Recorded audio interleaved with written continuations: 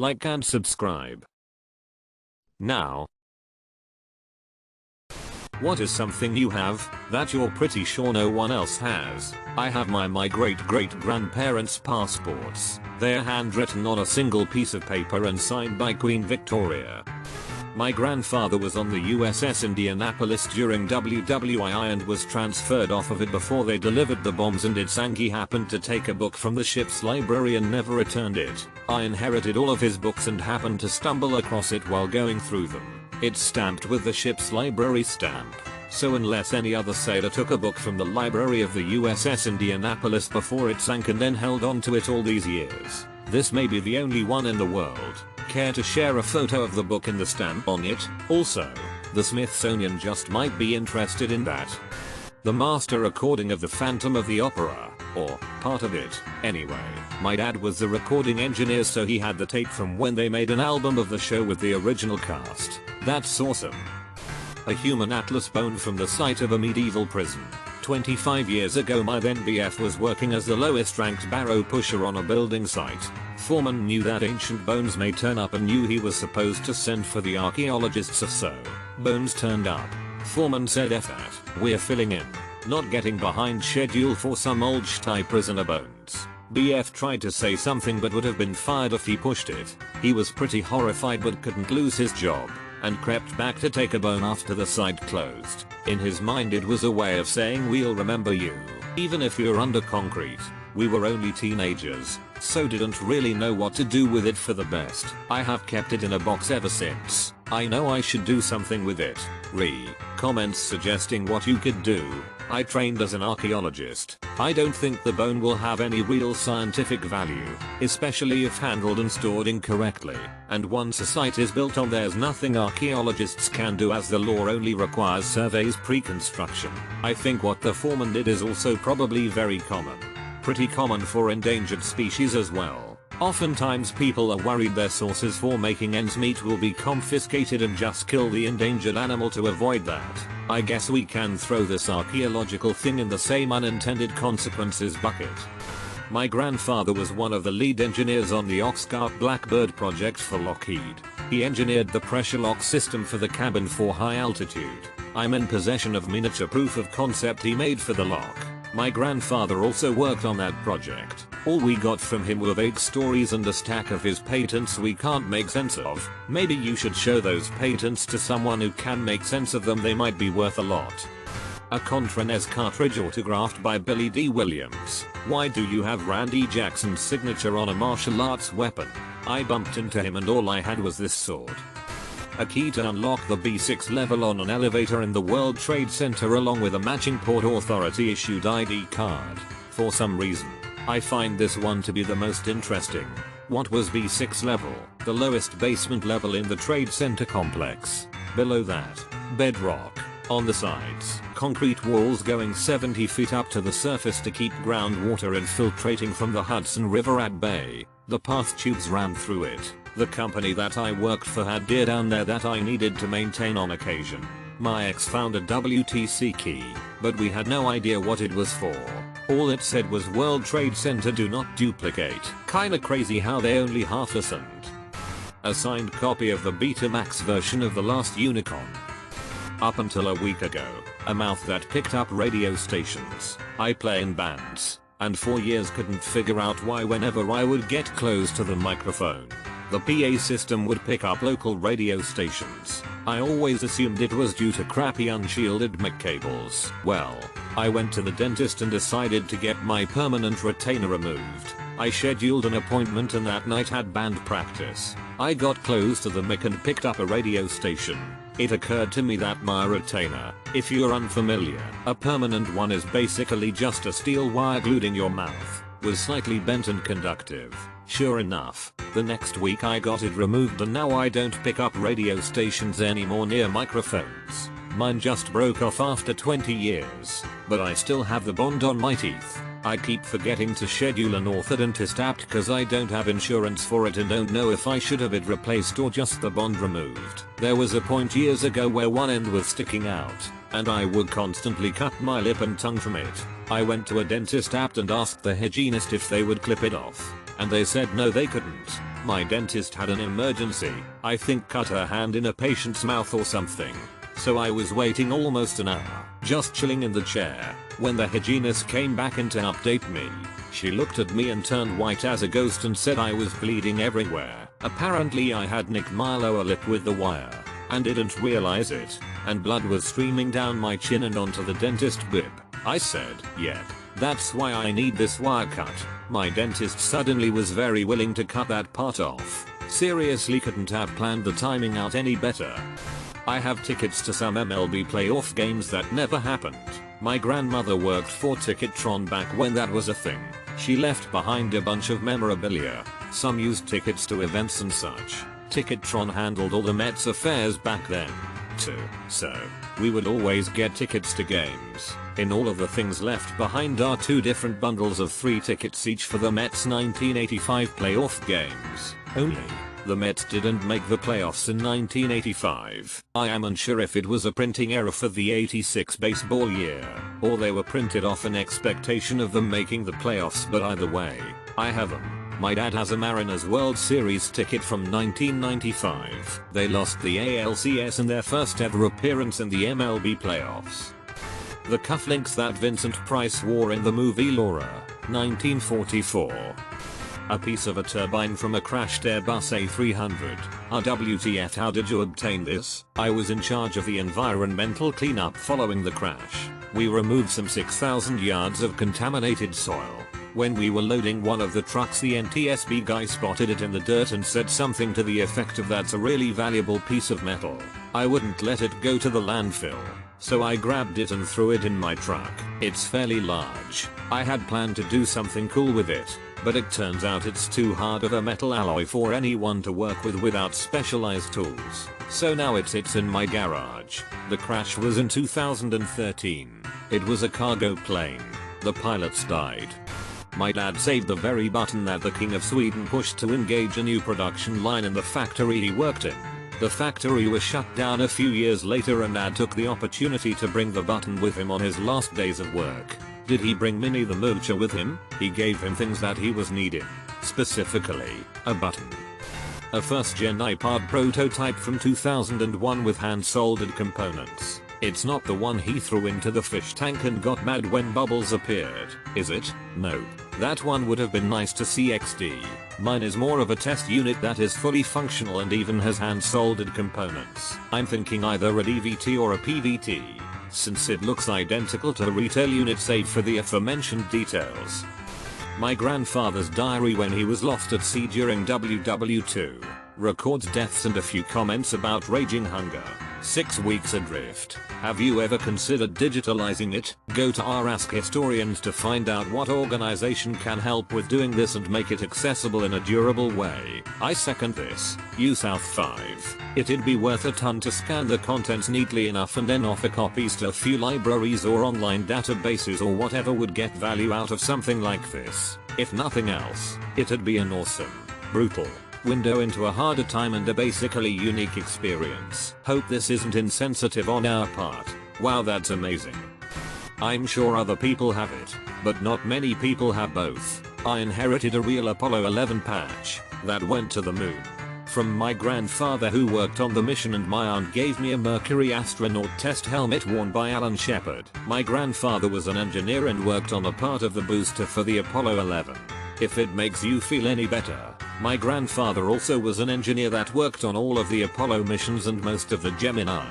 I was left with a lot of very cool items, but they were all destroyed by a flood at my house about 6 months after he passed away. Can you post a pic of the helmet? I'd be super interested. A piece of the wreckage from the day the music died. My dad has a photo of the plane. It crashed on the property of someone he went to school with. I went to college with that guy's daughter. If the property hasn't changed hands, that is. An oil lamp from ancient Rome which is about 2,000 years old. It's in pretty good condition and would probably still work today. Should post a picture of it in our Buy It for Life just to really one-up everyone there. I have an extended car warranty. We've been meaning to reach you to talk about that. I have a tiny school book from the 1800s and the covers are filled with the writings of a little girl. I'm trying to track down her descendants to give them this book. because I don't like having something so valuable and irreplaceable in my possession. But there is no other little book like it. It is a history book and many of the entries would now be considered racist, especially toward Native Americans. And also this little girl, and likely her children and grandchildren, are long gone. That reminds me, I have a book of poems from my great-great-aunt who wrote personal poems through her life from the late 1800s when she went to the big city to learn to be a seamstress and well into the 1900s, and it really captures an essence of what life was like for her back then. Some poems are hilarious, some observational, and one very, very sad one of her little sister who died at age 4 in the late 1800s early 1900s. Thanks for reminding me. I really need to finish recording the poems on computer and do something with them. If anyone has suggestions, I'd appreciate it. Can you upload? Give an example? I would love to hear what moving to the big city meant back then. My maternal grandmother ended up with an old elementary school book from the late 1800s. I think she got it at a yard sale. I thought it was really cool because the little kid's last name was one I'd heard mentioned as distant family on my paternal side. She gave it to me. After a bit of research, I later found out that it was her long deceased distant paternal cousin. Dad's family was from 100 miles away. I still think it's cool that it ended up with me. My sister had a copy of The Last Unicorn when we lived in Chicago. It was left behind when we moved to Louisiana. She was 10 at the time. Fast forward to junior year of high school. She mentions the book to a classmate. Classmate has a copy, offers to loan it to my sister. Inside the cover was my sister's handwriting, with property of sister's name. Friend let my sister keep it and she still has it to this day. We don't have much idea as to how the book got from Illinois to Louisiana and ended up at the same boarding high school where my sister attended. It's a fun coincidence and a reminder of how small the world is. Have you ever considered scanning it and sharing it? I think the genealogy subreddit would be able to help you.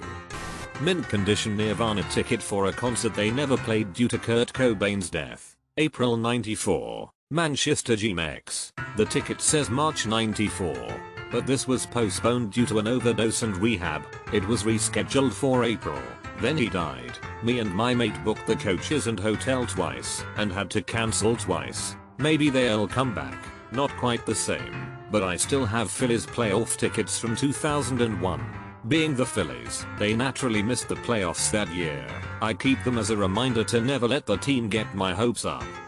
A 1993 Lincoln Town car my great-grandpa won on The Price is Right. A near mint 78 revolutions per minute pressing of Go to the Mardi Gras by Professor Longhair. Had to look this up on Discogs. Currently zero have it on their stats page. You should catalog it on there and be the only one. World's longest spinning fidget spinner. My father works for a ball bearing company. They developed the world's longest spinning fidget spinner for the Guinness Book of World Records as a PR piece. He got to keep the spinner after the trials and it now sits at my desk at home.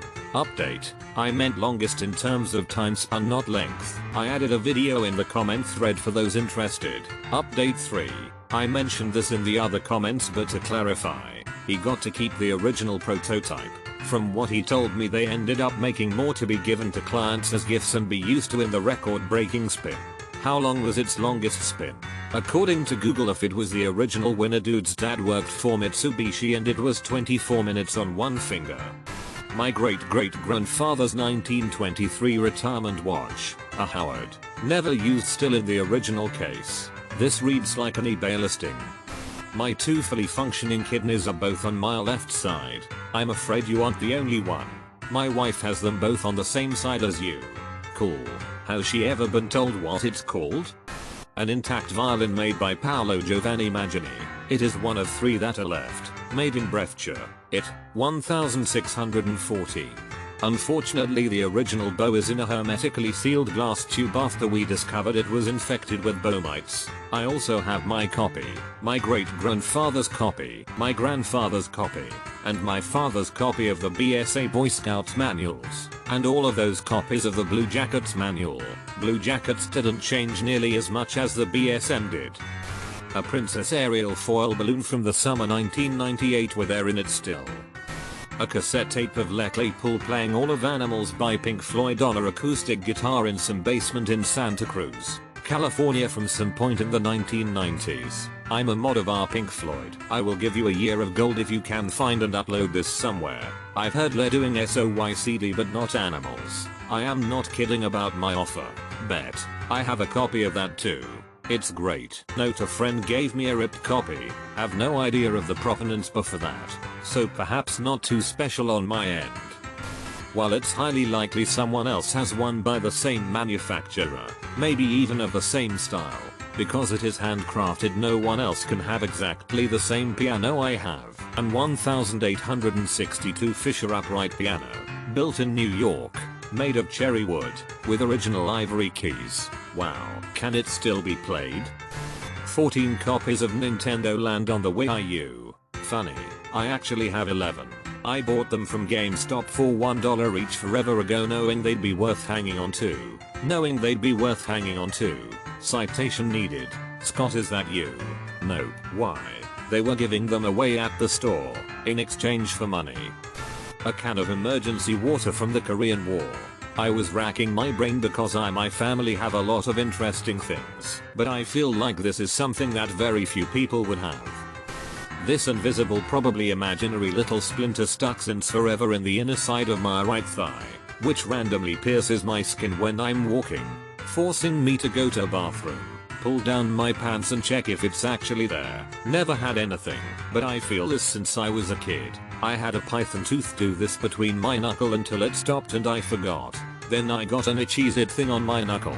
I bent my finger to look at it, and the goddamn tooth burst through and rose up before my eyes. I had a cactus thorn stuck in my heel for some 6 or 7 years before it came out on its own. The body likes to remove things that shouldn't be there. If you jit something in your leg, just keep a watch for a solid lump. That would probably be it slowly coming out. The worst that I've listened came from a woman that I used to date. She told me that she swallowed a fish bone when she was a child, and like 20 years later she found a pimple on her neck. Tried to pop it but felt like there was something hard and pointy inside, and as you have guessed already, she ended up pulling out a 20 years old fish bone from her throat. She never ate fish again, and neither did I. I had the tip of a rose thorn in my thumb for about a year. I guess it got in a place that nothing reacted with it. Just a brown spot. Eventually it festered, swelled up, and splooshed out. With some encouragement and a needle. Could it be a hair that keeps getting pulled? 800-day streak in Duolingo. Listen. I worked really hard to get to 100. Then I missed a refine day and now I'm at 0. I haven't opened in months now. I had the same experience. Maybe their app would get more use if they didn't piss their users off into never opening the app again. I once saw someone in the comments with a 2100-day streak in Duolingo. I still have my official DaVinci Code cryptex that I received for being one of the first to finish all the quests during the DaVinci Code web quest on Google about 15 years ago. I have a copy of Hogfather signed by Terry Pratchett and Pint, who the book was dedicated to. It used to be the only one in existence, but someone else asked Pint to sign it for them a couple of years ago. They, Pint, said we're the only 2 people who have ever asked. Still, mine is the only first edition copy signed by both. Doubt it adds much to its value. There's an old joke that books not signed by Terry are more valuable because he signed so many in his lifetime. I have 2 paintings from my hometown Taco Bell that I got, with permission, before the Taco Bell moved buildings. They are also almost 4 feet tall and have been cornerstones of my apartment's eclectic vibe since 2018. Drive-through man, Taco Bell ferry.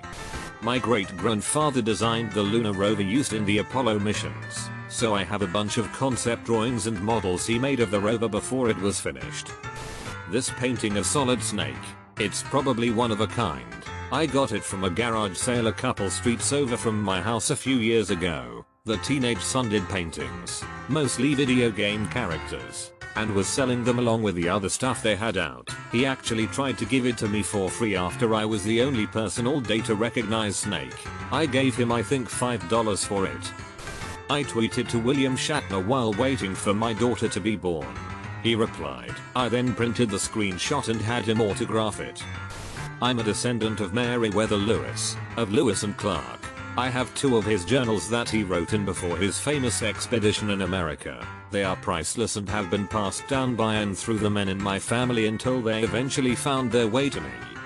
Well, I know there were only 200 ever made, if that is close enough. Years ago there was a Kickstarter to publish an ebook of an old indie comic. I am a fan of Flaming Carrot. One of the tiers was a piece of an original collaborative piece of art. It was a print done and signed numbers by Kevin Eastman, Bob Burton, and Dave Sims. I have it framed and hanging in my home office. I have a dimple in my thigh from when my mother had an amniocentesis when she was pregnant with me and they hid me with a needle. It's a scar from before birth. That is cool, but I am glad they hit your leg and not your head. Amen. Imagine if they had.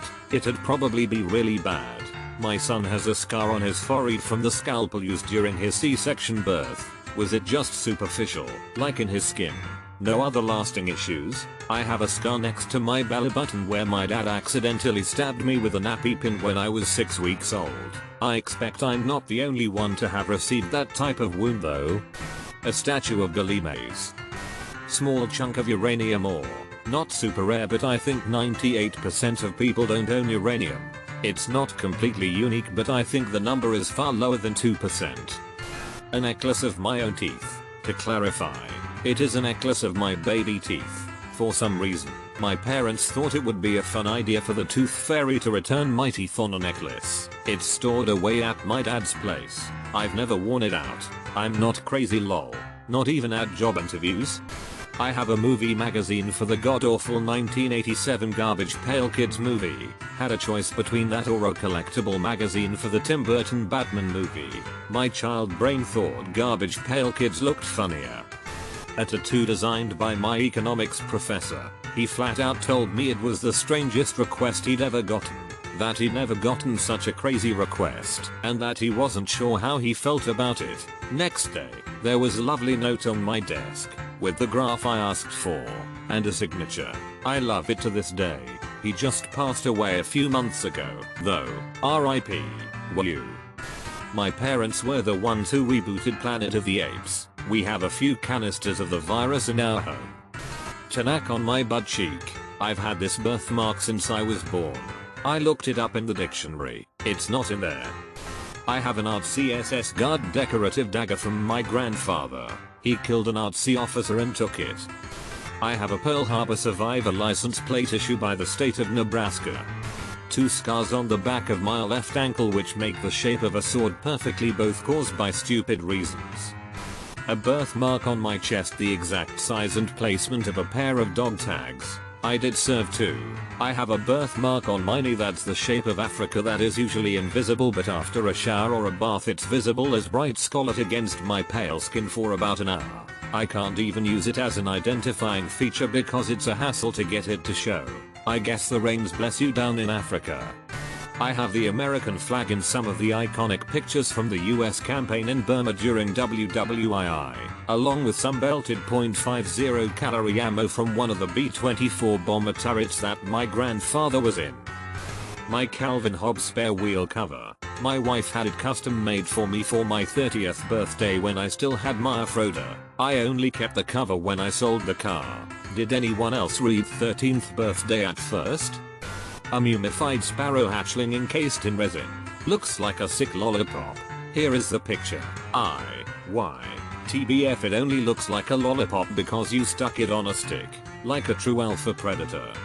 My Nazi German Shepherd puppet. It's from the TV show Danger 5 and I dropped $1,000 on it a few years ago at an auction the producers of the show put on to sell a bunch of props. It's the only one in existence, since I heard the other puppet was lost, which is why it wasn't even part of the auction. For those of you unfamiliar with the show, it's a hilarious Australian comedy about a group of spies who are trying to kill Hitler, but the show, at least the first season, is shot like it's from the 1960s. Here are some of the scenes featuring my puppet, and a bonus video of my puppet watching himself. I remember you and your puppet. Guess I have been around too long. I have a copper golden bowl made by Nazis, with swastika and all, which they made out of my grandparents' jewelry. Found it when cleaning up her house after she died, and this is the only info I got on this. I have a bone formation randomly growing out of the left edge of my forehead. It kinda looks like a horn. Nice try FBI. This is your FBI agent. Wish your mom a happy birthday. A current Gen GPU.